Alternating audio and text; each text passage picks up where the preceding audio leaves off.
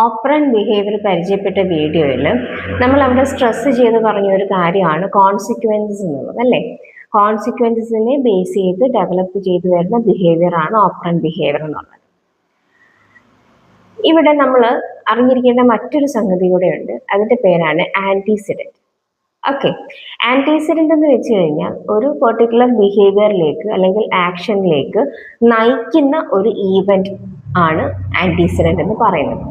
നമുക്ക് ഉദാഹരണത്തിലൂടെ തന്നെ അത് മനസ്സിലാക്കാം. കുട്ടി ബുക്ക് വലിച്ചെറിഞ്ഞ ഈ ഒരു ബിഹേവിയർ കണ്ട് അമ്മ കുട്ടീനെ വഴക്ക് പറഞ്ഞു ആൻഡ് കുട്ടിയെ അന്ന് കളിക്കാൻ വിട്ടില്ല. കുട്ടിയുടെ പ്ലേ ടൈം അമ്മ കട്ട് ചെയ്തു.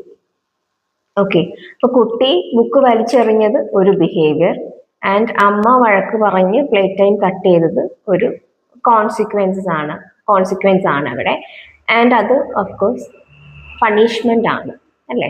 ആ ബിഹേവിയർ ഫ്യൂച്ചറിൽ ഡിക്രീസ് ചെയ്യുന്നു എന്നുണ്ടെങ്കിൽ അത് പണിഷ്മെന്റ് തന്നെയാണ്. ആ ബിഹേവിയർ കുട്ടി ആവർത്തിക്കാതിരിക്കാൻ വേണ്ടിയാണല്ലോ അമ്മ പ്ലേ ടൈം കട്ട് ചെയ്തത്.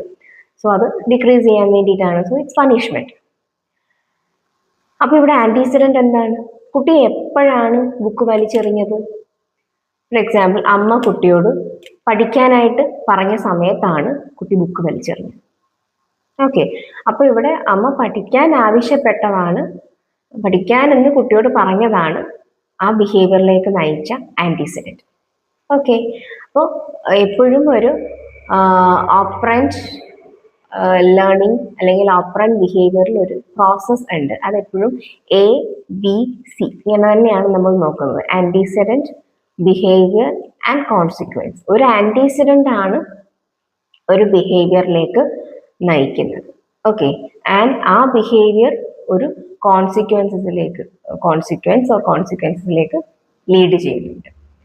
ആൻഡ് ആ കോൺസിക്വൻസിനെ ബേസ് ചെയ്തിരിക്കും ഈ പെർട്ടിക്കുലർ ബിഹേവിയർ അവിടെ സ്ട്രെങ്തൻ ചെയ്യുവാണോ അതോ വീക്ക് ആവുകയാണോ, ഡിക്രീസ് ചെയ്യുവാണോ എന്നുള്ളത്. ഓക്കെ, അപ്പോൾ കോൺസിക്വൻസസ് ഒരു മേജർ എലമെന്റ് തന്നെയാണ്.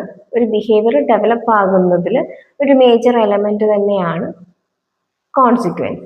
പക്ഷേ ഈ ബിഹേവിയറിലേക്ക് നയിക്കുന്ന ആന്റിസിഡന്റും നമ്മൾ അറിഞ്ഞിരിക്കേണ്ട ഒരു സംഗതി തന്നെയാണ്.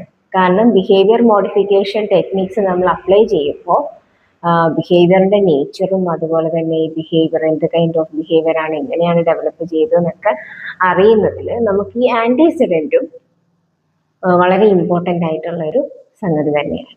ഓക്കെ.